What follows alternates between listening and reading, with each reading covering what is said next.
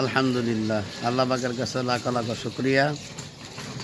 সকালবেলা আমি আর নুরু ভাই আল্লাহর গড় মসজিদের সামনে থেকে আপনাদের সম্মুখে কিছু নসিহত শোনাবো।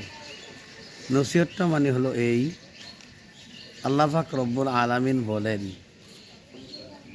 ইন্নাস সালাতা তানহা আনিল ফাহশাই ওয়াল মুনকার। ফাহশা কাজ থেকে, খারাপ কাজ থেকে একমাত্র ফেরাবে নামাজে। যার নামাজ সহি শুদ্ধ হয় সে খারাপ কাজ থেকে অটোমেটিক ফিরে আসা পড়বে। তাহলে বোঝা গেল নিজের নামাজ নিজে বলা যায় আমার নামাজ হইতেছে কি না। আমি সুদ খাই, ঘুষ খাই, অন্যের জমিন দখল করি, গালিগালাজ করি, ফাঁসিকি করি, তাহলে বোঝা গেল আমার নামাজ হইতেছে না। এই জন্য আল্লাহ পাক রব্বুল আলামিন আমাদেরকে শুদ্ধ করিয়া নামাজ পড়ার জন্য দান করুক।